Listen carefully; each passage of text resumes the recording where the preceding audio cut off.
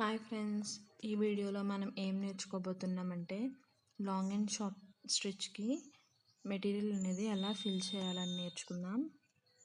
సూకర్ బిట్స్తోనే fill చేద్దాము. Long and short stitch chain stitch లాగే ఉంటుంది.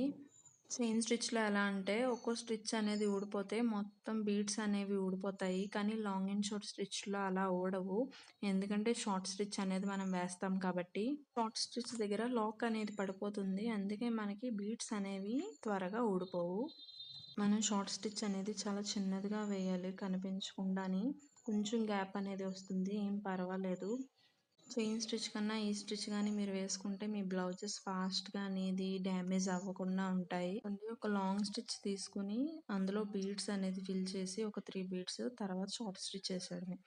మళ్ళీ కింద నుంచి ఒక లాంగ్ స్టిచ్ తీసి బీడ్స్ అనేది ఫిల్ చేసి మళ్ళీ షార్ట్ స్టిచ్ అనేది వేసేయడమే. ఈ ప్రాసెస్ చాలా సింపుల్గా ఉంటుంది. మీకు బీడ్స్ కూడా ఇలా చేస్తే మూవ్ అవ్వవు, కానీ చైన్ స్టిచ్ చేసి ఎక్కువ బీడ్స్ అనేది ఫిల్ చేస్తే మూవ్ అయిపోయి లూజ్గా అనేది కనిపిస్తుంది మనకి స్టిచ్. ఒక్కోసారి అర్జెంట్ బ్లౌజెస్ ఫాస్ట్గా స్టిచ్ చేయాల్సినవి ఉన్నప్పుడు ఈ స్టిచ్ అనేది మనకి బాగా యూజ్ అవుతుంది. ఎండ్ నాట్ అనేది మనం చాలా జాగ్రత్తగా నేర్చుకోవాలి. నెక్స్ట్ వచ్చేసి కట్ బీడ్స్ అనమాట. ఈ స్టిచ్లోనే కట్ బీడ్స్ ఎలా స్టిచ్ చేయాలో చూడండి. సేమ్ 3 కట్ బీడ్స్ ఫిల్ చేసి తర్వాత షార్ట్ స్టిచ్ చేసుకుని మళ్ళీ 3 కట్ బీడ్స్ ఫిల్ చేసి షార్ట్ స్టిచ్ అనేది వేసుకోవాలి.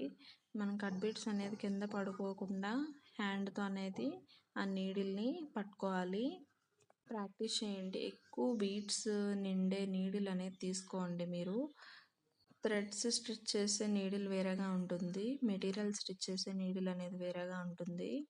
ఒక్కొక్క మెటీరియల్కి ఒక్కొక్క నీడిల్ మనకి యూజ్ అవుతుంది, అది మీరు ఖచ్చితంగా తెలుసుకోవాలి. నెక్స్ట్ వీడియోలో స్టెమ్ స్టిచ్ అనేది ఎలా స్టిచ్ చేసుకోవాలని తెలుసుకుందాము. ఖచ్చితంగా చూడండి. Thanks for watching.